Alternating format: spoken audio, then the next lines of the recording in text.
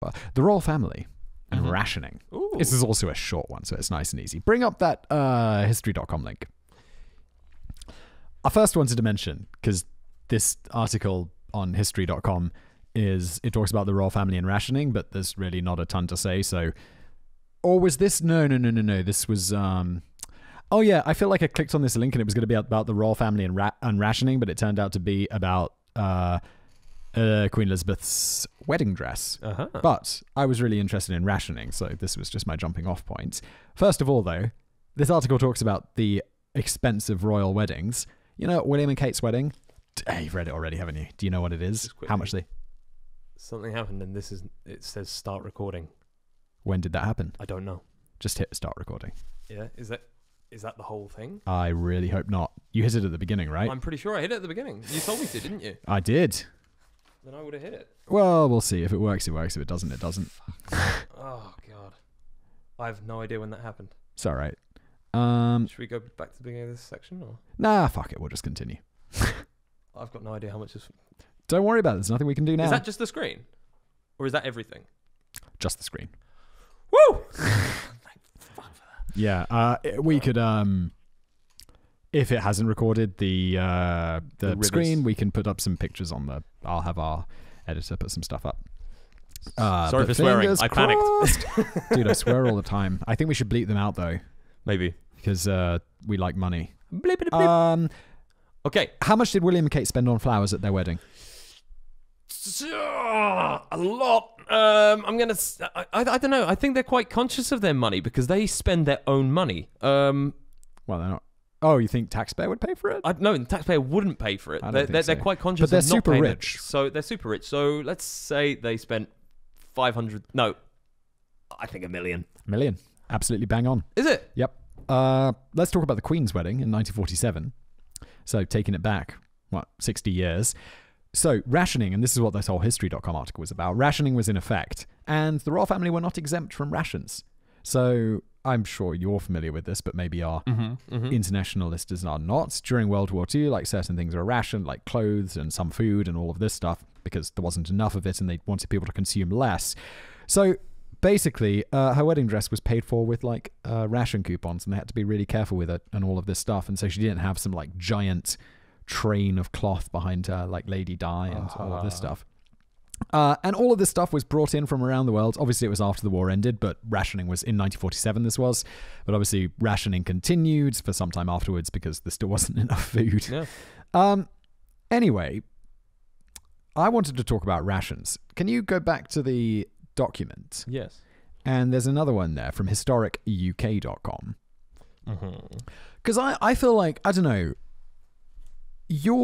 my nan was alive. She was young. She must have been quite young during the Second World War. But she had like ration books and stuff, and my nan kept everything. Keeps everything. Wow, that's so interesting. She had like her old ration books and stuff, which I remember seeing as a kid. And I was like, okay, zoom in on that at the top there. What, this here? Yeah, it's all in ounces, which is a bit confusing, but I've got a vague idea of what ounce. What's an ounce in grams? I think an ounce is like, isn't it 12 grams? It could be. I don't know. I always grew up using ounces. It's 28 grams. I grew up using ounces because my mum used ounces. I got it. It's 28 grams. So in a typical week, what we're looking at is like the ration thing. And I remember my nan showing me this, and it did look like this, and you'd get your stamps or whatever to collect this. So in a week, for one person, you'd have like 4 ounces of bacon and ham. So what is that, like 100 grams?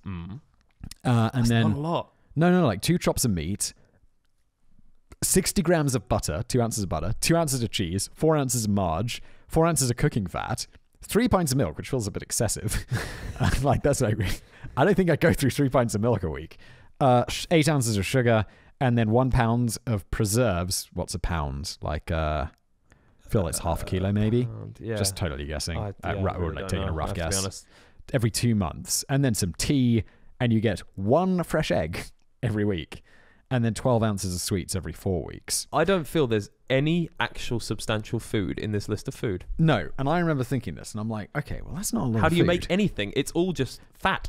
It's like, it's cooking fat. Okay, you know why? Fruit and vegetables was never rationed. Right? And I'm like, what? So it wasn't, you could have as much fruit and vegetables as you wanted, as long as you had money for it? Hence the carrot cake.